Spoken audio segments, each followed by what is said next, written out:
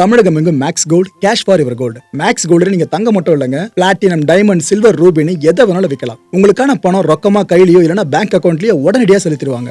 Market மதிப்பை விட 100 ரூபாய் ஒரு கிராமுக்கு உங்களுக்கு கூடுதலாக கிடைக்கும். தமிழ்நாடு முழுக்க டோர் ஸ்டெப் சர்வீஸும் இவங்க ப்ரொவைட் பண்றாங்க. உங்களுக்கு கோல்ட விற்கணும்னு அதுக்கு ஒரே ஒரு பெஸ்ட் பிளேஸ் மேக்ஸ் கோல்டு தான். Call 04445454545.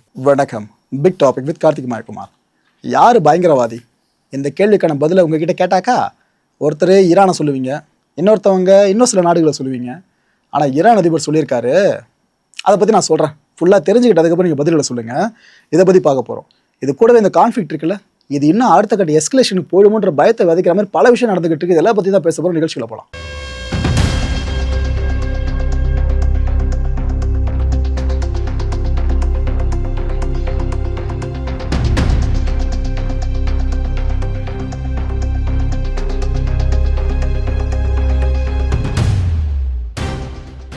Iran president Masood Pezeshkian அவர் இப்போ என்ன சொல்கிறாரு, இந்த இஸ்ரேலு போஸ்ட் போடுங்க, அதாவது அடுத்து அவங்க யாரை கொல்ல போகிறாங்கன்றதை பற்றி ஒரு போஸ்ட் போட்டுருவாங்க, அதுக்கப்புறம் அவங்கள கொன்றுவாங்க. இதுக்கப்புறம் அமெரிக்கா எங்களுக்கு ஒரு முத்திரை குத்தம், பயங்கரவாத நாடு ஈரான் அப்படின்ட்டு. இப்போ நீங்கள் சொல்லுங்கள், யார் உண்மையான பயங்கரவாத நாடு அப்படின்னு கேட்குறாரு. நான் கேட்கல மக்களே, அவர் கேட்குறாரு. அதாவது அசாசினேட் பண்ணுவாங்களே, இந்த படுகொலை செய்கிறவங்க கூலிப்படலாம், அவங்க எப்படி இதுதான் டார்கெட்னு ஒருத்தர் சொல்லிட்டு அடிப்பாங்களோ அது போல் இஸ்ரேல் பண்ணுது. அதுக்கு அமெரிக்கா அவங்களே தான் சொல்லாமல் எங்கள் மேலே வந்து கை காட்டுது, நீங்கள் தான் அதெல்லாம் பண்ணுறீங்க பயங்கரவாதிகள் அப்படின்ட்டு. ஸோ உலகத்துக்கு தெரியும் யார் உண்மையான பயங்கரவாதிகள்னு. அவர் ஒரு இன்டர்வியூவில் பேசியிருக்காப்புல மசூத், அந்தளவுக்கு டென்ஷனாக பேசியிருக்காரு. டொனால்ட் ட்ரம்ப் பார்த்தீங்கன்னா அவங்க நாட்டுக்குன்னு நியூக்ளியர் ரைட்ஸை ஹோல்ட் பண்ணுறாருல, அது முக்கியன்றார்ல. அப்போ ஈரான் ஒரு நாடு தானே, நாங்கள் ஆண்டுகிட்டு இருக்க தலைவர்கள் தானே இங்கே, நாங்கள் எதுக்காக எங்கள் நாட்டுக்கான நியூக்ளியர் ரைட்ஸை ஹோல்ட் பண்ணக்கூடாது? நாங்கள் பண்ணால் மட்டும் தப்புன்றாங்க, ஆனால் அமெரிக்காலாம் பண்ணலாமா? ஸோ விதின்றது நியூக்ளியர் சார்ந்து எல்லா நாடுகளுக்கும் ஒரே மாதிரி இருக்கணும். அதுக்குன்னு அமெரிக்காவுக்கு மட்டும் விதி விலக்கு, எங்களுக்கு மட்டும் விதினாக்கா இது எப்படிங்க அப்படின்னு கேட்டிருக்காரு. இவ்வளோ விஷயங்களை பேசி வச்சிருக்காரு, ஆதங்கத்தை அவ்வளோ கொட்டி வச்சிருக்காரு. ஈரான் மீடியா இப்போ என்ன நம்ம செய்தி வெளியிட்டு இருக்காங்க, டொனால்ட் ட்ரம்ப் ஆக்சுவலாக இந்த அமெரிக்க துருப்பினர் இருக்காங்களே அவங்கள ஈரானுக்கு கிரவுண்ட் இன்வேஷனுக்காக அனுப்ப தயங்கிட்டு இருக்காப்லையா. அது என்ன காரணம் சொல்கிறாங்க, இல்லை நம்ம பைலட்ஸ் அனுப்புகிறோம்னாக்கா அவங்க ஜெட்டில் பறந்துட்டு இருக்க போகிறாங்க, அதில் 1-2 பேர் எங்கன்னா மிஸ்ஸாக எஜெக்ட் ஆகிறப்ப கீழே விழுந்தா அதுக்கப்புறம் அவங்க எஸ்கேப் ஆகிறது இல்லை அவங்ககிட்ட மாட்டுறது, அது வேறு 2-3 பேரோடு போயிடும். ஆனால் நம்ம கிரவுண்ட் இன்வேஷனுக்காக அனுப்பி ஆயிரக்கணக்கான அமெரிக்கன் சோல்ஜர்ஸ் ஈரானுக்குள்ளே போயிட்டு ஏதாவது ட்ராப்பில் சிக்கி ஏதாவது ஆயிடுச்சு அப்படின்னா உயிரிழப்பு ரொம்ப அதிகமாக இருக்கும்னு ஒரு பயப்படுறதுனால தான் கிரவுண்ட் இன்வேஷன் இன்னொரு பச்சை கொடி காட்ட மாட்டாருன்னு ஈரான் மீடியா செய்தி போட்டுட்ருக்கு. அமெரிக்கா இன்ட்ரெஸ்டாக இருக்க மாதிரி தெரிலங்க, ஈரான் கூப்பிட்டுட்டு இருக்கு சண்டைக்கு வா வா வான்ட்டு கிரவுண்ட் இன்வெஸ்ட் மேற்கொள்ளுன்னு. நீங்கள் வந்தால் நாங்கள் முச்சு விட்டுறோன்ற மாதிரி தான் அவங்க ரெடியாக இருக்க மாதிரி இருக்குது. ஆக்சுவலாக இது ஒரு நல்ல திங்கிங்னு ஈரான் மீடியாவே பாராட்டுது ட்ரம்ப்பை. ஓகேப்பா, நீங்கள் அனுப்பாமல் இருக்கீங்களா, அது நல்ல முடிவு தான். அதையும் தாண்டி நீங்கள் அனுப்பிட்டீங்க அப்படின்னா எங்கே அனுப்புவீங்க? கார்க் ஐலாண்டுக்கு அனுப்புவீங்களா? நீங்கள் வந்ததுக்கப்புறம் போக முடியாது அங்கேருந்து வெளியே. அதுக்கப்புறம் கார்க் ஐலாண்டுன்ற பேரை மாற்றிட்டு அமெரிக்க ட்ரூப்ஸ் செமெட்ரி அப்படின்னு பேரை வச்சுருவோன்றாங்க. அதாவது உலகத்திலேயே பெரிய சுடுகாடாக அது மாறிடும், அந்தளவுக்கு உங்கள் வீரர்களை இங்கே அடிச்சு புதைச்சிருவோன்னு ஈரான் மீடியா செய்தியை போட்டுட்ருக்கு. ஈரானோட வைஸ் பிரசிடென்ட் இப்போ என்ன தெரியுமா சொல்லியிருக்காரு, நாங்கள் எங்களோட அச்சீவ்மெண்ட்ஸ் இருக்குல்ல இது எல்லாத்தையுமே டீட்டெயிலாக ப்ரிசர்வ் பண்ணிக்கிட்டு இருக்கோம். அதாவது இந்த ஹார்மோஸை ஃபுல்லாக மேனேஜ் பண்ணுறதா இருக்கட்டும், கண்ட்ரோல் பண்ணுறதா இருக்கட்டும், அதை நாங்கள் மட்டும் தான் பண்ணணும், வேறு யாருக்கும் அந்த உரிமையை கொடுக்க மாட்டோம். இது யாராவது எங்கள் கையிலேருந்து தட்டி பறிக்கணும்னு நினச்சிங்கனாக்கா உங்களுக்கு தான் லாஸு, எங்களுக்கு ஒன்றும் இல்லை. ஏன்னா அது எப்போவுமே எங்களோட ஆளுமைக்கு உட்பட்ட பகுதின்னு அவர் திரும்ப ஒரு முறை ஆணித்தரமாக சொல்லியிருக்காப்புல. எவ்வளோ பெரிய நாடாக இருந்தாலும் அவர் சொல்கிற வார்த்தைகள் அமெரிக்காவும் சேர்த்து தான், எவ்வளோ பெரிய நாடாக இருந்தாலும் எங்கள் கிட்டே இருந்து ஹார்மோஸோட கண்ட்ரோலை எடுத்துக்கவே முடியாதுன்னு அவர் சொல்லியிருக்காரு. இதெல்லாம் ட்ரம்ப்பை ட்ரிகர் பண்ணுற வார்த்தைகள். ட்ரிகர் ஆவாப்பில் அடுத்து அவர் என்ன போஸ்ட்டை போட போகிறாருன்னு வெயிட் பண்ணி பார்ப்போம். மஹ்மூத் அஹ்மதினேஜாத் இந்த ஈரானோட முன்னாள் அதிபருங்க இவர் இப்போ என்ன சொல்கிறாரு, ஒரு நாட்டுக்கும் நியூக்ளியர் ரைட்ஸ்ன்னு இருக்குல்ல, அந்த ரைட்ஸை இன்னொரு நாடு பறிக்கக்கூடாதுன்றார். டிப்ரிவ்ன்ற வார்த்தையை அவர் பயன்படுத்தி சொல்கிறாப்புல, அதெல்லாம் பறிக்கக்கூடாது, இதுக்கான உரிமை யாருக்கும் கிடையாதுன்றாரு. ஏன்னா நியூக்ளியர் சார்ந்து உங்கள் நாட்டு மக்கள் நலனுக்கு நீங்கள் ஃபுல்லாக பயன்படுத்திப்பீங்க, இது இன்னொரு நாடு பண்ணாக்கா அது தப்புன்னுவீங்களா? நாங்கள் பண்ணால் ஆயுத தயாரிக்கிறோன்னு சொல்லுவீங்களா? அது தப்புங்க. நாங்கள் டிமாண்ட் பண்ணுறது ஒரு ஃபேர் ட்ரீட்மெண்ட்டு தான். அதாவது பேச்சுவார்த்தைக்கு வரீங்களா வாங்க, அது நோட்டில் எங்களை அடிக்காதீங்க, பேச்சுவார்த்தை முடிஞ்சிச்சா அதுக்கப்புறம் முடிவு பண்ணிப்போம், சண்டை பண்ணுமா வாங்க சண்டை போடுவோம், கண்டிஷன்ஸை ஏற்றுக்குங்க. ஏதோ ஈரானை ஃபுல்லாக காலி பண்ணுற மாதிரி நீங்கள் கண்டிஷன்ஸை போட்டால் ஒத்துக்க முடியாது நெகோசியேஷனில். நாங்கள் சொல்கிறத காது கொடுத்து கேட்டு ஓகே சொல்லுங்கள், அப்புறம் நீங்கள் சொல்கிறத நான் கேட்குறோன்னு அவர் இங்கே சொல்லியிருக்காரு. அதுவும் எல்லா நாடுகள் சார்ந்த இந்த விஷயத்தில் பிரயத்தனப்படணும்னு சொல்லியிருக்காரு. உலக அமைதி வேணும்னாக்கா எல்லாரும் சொல்கிறத கேட்டு தான் ஆகணும்னு சொல்கிறாரு. ஆனால் அமெரிக்கா ஈரான் சொல்கிற எல்லாத்தையும் கேட்டுருமா? Okay right. இப்போ நீங்கள் பார்த்துட்டு இருக்க இந்த வரைபடம் இருக்குல்ல, ஷார்ப்பாக கவனிங்க. இந்த ஸ்ட்ரெய்ட் ஆஃப் ஹார்மூஸில் போருக்கு முன்னாடி வரைக்கும் எந்த அளவுக்கு கப்பல் டிரான்சிட் ஆச்சுன்னு தெரியுமா? 100க்கும் மேற்பட்ட டிரான்சிட் ஒரு நாளில் நடக்கும். அவ்வளோ தூரம் கப்பல்கள் போயிட்டு வந்துட்டுருக்கோம் போருக்கு முன்னாடி. ஆனால் போர் ஆரம்பிச்சதில் கடந்த பிப்ரவரி மாதம் 28ஆம் தேதி அதுலேருந்து கடந்த 12ஆம் தேதி வரைக்கும் எடுத்துக்கோங்களேன். இது வரைக்கும் காலகட்டத்தில் எவ்வளோ கப்பல்கள் போயிட்டு வந்திருக்கு பாருங்க டிரான்சிட் ஆகிருக்குன்னு ஹார்மூஸில். தலையெடுக்கிறது எதுவுமே பெருசாக எல்லாம் டவுன்லேயே இருக்கும். மார்ச் 2 அப்போ 9 கப்பல்கள் மட்டும்தான் ஹார்மூஸ் ஆக்சஸ் பண்ணியிருக்கு. அப்படியே மார்ச் 4 போனீங்கன்னா 8 கப்பல்கள் தான். அப்படியே இதுக்கப்புறம் ரொம்ப டவுனில் போச்சா, நடுவில் அதிசயமாக மார்ச் 30 போல் 12 கப்பல்கள் டிரான்சிட் ஆகிருக்கு அதிகபட்சம் ஹார்மூஸில். இதுக்கப்புறம் 14 கப்பல்கள். அப்புறம் ஏப்ரல் 8 கடந்த 8ஆம் தேதி சீஸ்ஃபயர் அனௌன்ஸ் பண்ணாங்களே, அப்போ பார்த்தீங்களா 5 கப்பல்கள் மட்டும்தான். சீஸ்ஃபயர் அனௌன்ஸ் பண்ண அப்போ என்ன அர்த்தம்? பயம் இந்த கப்பல்களை இயக்குறவங்களுக்கு போலன்னு அர்த்தம். இதில் ஏப்ரல் 11, 12 இந்த டைமில் பார்த்தீங்கன்னா ஒரு நாளைக்கு 14 கப்பல்கள்னு ஹார்மூஸை டிரான்சிட் பண்ணியிருக்கு. இதுக்கப்புறம் பெருசாக எதுவுமே பண்ண மாதிரி தெரிலங்க. அந்தளவுக்கு அங்கே அமெரிக்கா ஒரு பக்கம் பிளாக்கெட் பண்ணியிருக்கிறது, இன்னொரு பக்கம் ஈரான் சார்ந்தும் ஹார்மூஸை ஷடர் பண்ணி வச்சிருக்கிறது. இதில் இந்த நிறம் இருக்குல்ல, நீல நிறத்தில், இது சாங்ஷன்டு ஷிப்ஸை குறிக்கிறது. இதில் பார்த்தீங்கன்னா உங்களே தெரியும் டயக்ராமில் பாட்டமில் இருக்கிறது, இடையில இருக்கிறது ஷேடோ ஷிப்ஸு, அண்ட் கடைசியாக டாப்புக்கு வருது பார்த்தீங்கன்னா இந்த கலர் மென்ஷன் பண்ணுறது அதர் ஷிப்ஸு. இதை பேஸ் பண்ணி பார்த்தீங்கனாலே இந்த ஸ்ட்ரெய்ட் ஆஃப் ஹார்மூஸ் எந்த அளவுக்கு அது சோக் பண்ணப்பட்டிருக்குன்னு உங்களுக்கு லிட்டரலாக தெரிஞ்சிடும். ஏன்னா இதோட தொண்டையை நீங்கள் பிடிக்கிறீங்கனாலே உலக பொருளாதாரத்தை தொண்டை இருக்குல்ல, அதை பிடிக்கிறதுக்கு சமம். அது இங்கே லிட்டரலாக தெரியுது நம்மளுக்கு. நீங்கள் எதுக்கு எங்கேயோ இருக்க பிரச்சனையை பற்றி பேசணும்? நம்ம இந்தியா சார்ந்த அஃபெக்டே சொல்லிடுறேன்னா, இந்தியாவோட இந்த மிடில் ஈஸ்ட் எல்பிஜி இம்போர்ட் இருக்குல்ல, அதாவது நம்ம அங்கேருந்து எல்பிஜியே வாங்குறது, ஏன்னா அங்கேருந்து பெரும்பாலும் இந்தியாவுக்கு வந்துகிட்டு இருக்கல எல்பிஜி. இது எவ்வளோ தூரம் அஃபெக்ட் ஆகிருக்கு தெரியுமா? போன வருஷம் மார்ச் மாதம் நம்ம மிடில் ஈஸ்ட்லேருந்து எல்பிஜி இம்போர்ட் பண்ணியிருப்போம்ல, அதை விட இந்த மார்ச் மாதம் 13% கீழே போயிருக்கு. நம்ம அவ்வளோ கம்மியாக இந்த முறை இம்போர்ட் பண்ணியிருக்கோம், அவ்வளோ அடி வாங்கியிருக்கோம். இப்போ தெரியுது எதுக்காக கமர்ஷியல் சிலிண்டர் சார்ந்து வேலை மேலே போச்சு, பெருசாக ஹோட்டல்ஸ்லாம் க்ளோஸ் பண்ணாங்க, அங்கே பெருசாக கமர்ஷியல் சிலிண்டர் சப்ளை இல்லைன்ட்டு இவ்வளோ அடி வாங்கியிருக்கோம். இதில் இன்னும் உங்களுக்கு ஸ்பெசிஃபிக்காக சொல்லணும்னா, குக்கிங் கேஸ் சிலிண்டர்ஸ் இருக்குல்ல, இது சார்ந்து மட்டும் 8.1%க்கு இம்போர்ட் அடி வாங்கியிருக்கோம். கமர்ஷியல் சிலிண்டர்ஸ் பார்த்தீங்கன்னா 48% அடி வாங்கியிருக்கோம்.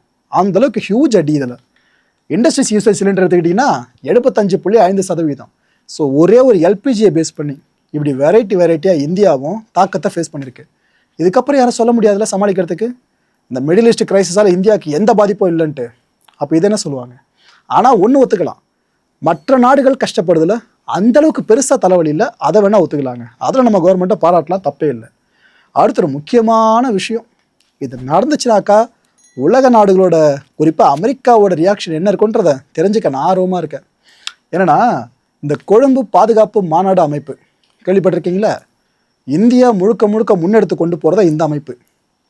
இந்த அமைப்பு எதுக்காகன்னு பார்த்தீங்கன்னா, India, Sri Lanka, Maldives, Mauritius, Bangladesh and செஷல்ஸ்னு இத்தனை நாடுகளுக்கு மத்தியில் கடல்சார் பாதுகாப்பு இருக்குல்ல, இதை வலுப்படுத்துறதுக்காகவே உருவாக்கப்பட்ட அமைப்பு தான் இந்த அமைப்பு. இதை ஆரம்பித்து இப்போ வரைக்குமே பார்த்தீங்கன்னா கொஞ்சம் மிட் லெவலில் மட்டும் தான் ட்ராவல் ஆகிட்டு இருக்கு. உலகத்தில் பெரிய அமைப்புன்ற பேரில் இல்லாமல் லைட்டாக அப்படி போய்கிட்டு இருக்கோம். ஆனால் நம்ம மத்திய அரசு இப்போ என்ன நம்ம அனௌன்ஸ் பண்ணியிருக்காங்க, நம்ம அரசு இதை நம்ம சர்வதேச அமைப்பாக மாற்றினா என்ன அப்படின்னு அனௌன்ஸ் பண்ணியிருக்காங்க இப்போது. அது மட்டும் இல்லை, இதோட இந்த அமைப்போட முதல் பொதுச் செயலாளராக ஒரு இந்தியரை அப்பாயின்ட் பண்ண போகிறோன்ற மாதிரி சொல்லியிருக்காங்க. பெரிய அனௌன்ஸ்மெண்ட் மக்களே. நம்ம எதனா லைட்டாக பண்ணாலே அமெரிக்கா ஆடுன்னு ஆடும். இப்போ இவ்வளோ பெரிய வேலையை நம்ம பார்க்குறோன்னாக்கா அமெரிக்கா அதுக்கப்புறம் திட்டம் முன்னோக்கியமாக இருந்தாலும் சரி, அப்படி இல்லையா நீங்கள் இதை பண்ணிட்டு போயிடுங்க, எங்களை அந்த பக்கம் ஒரு பேஸ் எதனா கொடுத்தா நல்லாயிருக்கும் அப்படின்னு அவங்க டீலுக்கு வந்தாலும் ஆச்சரியப்படுறதுக்கு இல்லை. ஈரானோட மீடியா இப்போ ஒரு நபர்கிட்ட பேட்டி எடுத்திருக்காங்க. அந்த நபர்கிட்ட மைக்கு போட்டதும் அவர் பல விஷயங்கள் சொல்லியிருக்காரு. அந்த நபர் யாருன்னு பார்த்தீங்கன்னா, இந்த ஈரானில் அமெரிக்காவோட F-35 ஜெட்டு சுட்டு வீழ்த்தப்படுச்சுன்னு செய்தி வந்துச்சு, ஞாபகம் இருக்கா? சுட்டு வீழ்த்தினது அவர் தான். அப்பேற்பட்ட நபர் இப்போ பேசியிருக்காப்புல. அவர் என்ன சொல்கிறார், அந்த ஐஆர்ஜிசி ஆஃபீஸரு, ஏங்க அதை நான் சுட்டு வீழ்த்தலைங்க, கடவுள் தான். நான் ஜஸ்ட் அந்த பட்டனை மட்டும் தான் ப்ரெஸ் பண்ணேன், மற்றபடி அந்த வெப்பன் போய் அடிச்சதெல்லாம் பார்த்தீங்கன்னா கடவுளோட செயல் தான். அந்த விமானம் அடி வாங்கிட்டு ஊந்துச்சுல, அதுவும் கடவுளோட சித்தம் தான். இதில் எங்களோட பங்களிப்பு எதுவுமே கிடையாது. கடவுளாக பார்த்தாரு, கடவுளாக அடிக்க சொன்னார், நான் ஜஸ்ட் பட்டனை ப்ரெஸ் பண்ண, கடவுளாக அடித்து முடிச்சுட்டு வெற்றியை கொடுத்துட்டாரு. இப்படி எதுக்கு எடுத்தாலும் கடவுள் பேரை தான் சொல்கிறாங்க. ஆக்சுவலாக இதை தான் ட்ரம்ப் பண்ணிட்டு இருந்தாரு, ஞாபகம் இருக்கா? கடவுள் என்னை காப்பாற்றியிருக்காருன்னா உலகத்துக்கு நன்மை செய்யறதுக்காக தான், காதில் மட்டும் தோட்டாப்பட்டு போச்சுனாக்கா உலகத்துக்கு அதை நன்மை செய்யறதுக்காக தான். அதுவும் ஒயிட் ஹவுஸுக்கு கூப்பிட்டு பல பேர் அவர் மேலே கையை வச்சுலாம் ப்ளஸ் பண்ணாங்க பாருங்க. இதில் கடுப்பாய் தான் போப்பு வர கடுப்பில் சொன்னார் பாருங்க, எங்க ரத்தக்கரை படிஞ்ச கரங்களோடு கடவுளை கும்பிடக்கூடாது, போர் வேணான்னு சொன்னதா ஜீசஸ் கிரைஸ்ட். நீங்க போர் ஆரம்பிச்சு கடவுளுக்கு பார்த்துப்பாரு, கடவுள் வெற்றியாளர்ன்ற மாதிரி சொல்லிட்டு இருக்கீங்க. போரில் கடவுளை இழுக்காதீன்னு அவர் கடுப்பாக இருந்தார். அப்புறம் ட்ரம்ப் புரிஞ்சிக்கவங்க போப்போம் அப்படின்ட்டு அவர் என்னென்னமோ சொல்ல ஆரம்பிச்சாரு. நாம் எப்படி அவங்களோட போர் சார்ந்து கடவுளை எழுத்தா தப்புன்னமோ இங்கே அதே தான் சொல்கிறோம். ஈரானும் போரை புரிஞ்சுட்டு கடவுள் மேலே சொல்கிறது ஏற்றுக்க முடியாத விஷயம்தான். ரிப்போர்ட்ஸ் இப்போ என்ன தெரியுமா சொல்லுது, இந்த ஈரான் என்ன பண்ணியிருக்காம அந்த நெகோசியேஷன் போயிட்டு இருக்கும்போது, இந்த சீஸ்ஃபயர் நெகோசியேஷன் போயிட்டு இருக்கும்போது பேச்சுவார்த்தை தோல்வியில் முடிவடைஞ்சிருச்சுன்னா அமெரிக்கா நம்மளை த்ரெட் பண்ண அடிப்பாங்க, இஸ்ரேலோட சேர்ந்துக்கிட்டு அடிப்பாங்க. நாம் அப்போ ரெடியானாக்கா நம்மளை முடிச்சு விட்டுருவாங்க. நாம் இப்போ ரெடியாகும்ன்ட்டு அவங்க ப்ரீ பிளான்டாக எல்லாத்தையும் ரெடி பண்ணி வச்சிட்டாங்களாம். எப்படி இந்த ஃபர்ஸ்ட் ரவுண்ட் டாக் போச்சுல இஸ்லாமாபாத்தில், அந்த சீஸ்ஃபயர் டாக்ஸ் போயிட்டு இருக்கும் போது ஈரான் அவங்க நாட்டுக்குள்ளே இருக்க ட்ரோன்ஸ் ஆர்சனல், மிசைல்ஸ் ஆர்சனல் இது எல்லாத்தையும் ரீஃபில் பண்ண ஆரம்பிச்சிட்டாங்களாம், ஃபுல்லாக அந்த ஸ்டாக்ஸ் ஏற்றுறதுக்கு. அந்த வேலையை முடிச்சதாக இப்போ செய்தி வந்துட்டுருக்கு. எதில் யோசிச்சிருக்காங்க பார்த்தீங்களா? அமெரிக்கா தான் ஒரு படி முன்னால் யோசிக்குதுன்னு பார்த்தா ஈரானும் ஒரு படி முன்னால் தான் யோசிக்கிறாங்க. நாளை பின்ன என்ன ஆச்சுன்னா அமெரிக்கா இது பண்ணுவாங்க, நாம் இப்போ ரெடி ஆயிடுவோம், எல்லாத்தையும் ரீஸ்டாக் பண்ணி வச்சுருக்காங்களாம். இதில் இன்னொரு ஹைலைட்டான செய்தி என்ன தெரியுமா? இதுக்கு முந்தைய போர் இருக்குல்ல, ஈரான் வர்சஸ் அமெரிக்கா போர், இதை விட ரொம்ப வேகமாக தான் இந்த முறை ஆர்சனலை ஃபுல்லாக ரீஃபில் பண்ணி வச்சுருக்காங்களாம். ஸோ தெரிஞ்சிருக்கா உங்களுக்கு, இது ஒரு பெரிய சம்பவம் நடக்கும், நம்ம ரெடியாக இருப்போம். அந்த சம்பவம் நடக்கக்கூடாதுன்னு நம்ம கடவுளை பிரார்த்தனை பண்ணிப்போம். அதெல்லாம் நடந்தால் இன்னும் ஆயிரக்கணக்கான உயிர்கள் பலியாகும். பிங்க் ஷாகித் 136 கேமிகஸ் ட்ரோன் பார்த்துருக்கீங்களா? பார்த்துங்க. இந்த ஷாகித் ட்ரோன்ஸை நீங்கள் இந்த கலரில் பார்த்துருக்க மாட்டீங்க, பெருசாக விட்னஸ் பண்ணியிருக்க மாட்டீங்க. இப்போ ஒரு பார்க்குற வாய்ப்பு ஒன்று கிடச்சிருக்கு. என்னென்னா அந்த ஈரானிய பெண்கள் இருக்காங்கள்ல, அவங்க அரசுக்கு தங்களோட ஆதரவை தெரிவிக்கிற வகையில் இதுக்கு முன்னாடி பேரணி நடத்தியிருந்தாங்க. அந்த பேரணி எக்ஸ்டெண்ட் வெர்ஷன் தான் இப்போ திரும்ப நடந்திருக்கு. அங்கே இந்த பிங்க் நேரத்தில் ஷாகித் ட்ரோனை அவங்க கொண்டு போயிட்டுருக்காங்க, காட்சிப்படுத்துகிறாங்க. ஃபுல்லாக காட்சிப்படுத்தி எங்கே கொண்டு போகிறாங்கன்னு பார்த்தீங்கன்னா பேட்ரோல் பண்ணுறது. ஐஆர்ஜிசி இருக்குல்ல, அவங்களும் இவங்க கூட சேர்ந்து தான் ஃபுல்லாக பேட்ரோல் போயிருக்காங்க. ஈரான் மக்களோட புடைசூட பேட்ரோல் போயிருக்காங்க. ஆக்சுவலாக ஷாகித் ட்ரோன் இருக்குல்ல, இந்த ஆர்சனல் இப்போ ரிஜிஸ்டர் பண்ணப்பட்டிருக்கு பாருங்க. இது ஈரானில் இருக்க ஒட்டுமொத்த மக்களுக்கும் பெரிய தைரியத்தை கொடுத்துருக்குன்றது இங்கே லிட்டரலாக தெரியுது. ஏன்னா பெண்கள் சார்ந்து பெருசாக அவங்க தலையெடுக்க விட மாட்டாங்கன்னு ஈரான் மேலே பெரும் குற்றச்சாட்டு இருக்குது. ஆனால் அந்த ஷாகித் ட்ரோனை காட்சிப்படுத்துறது யாருங்க? பெண்கள் தான்.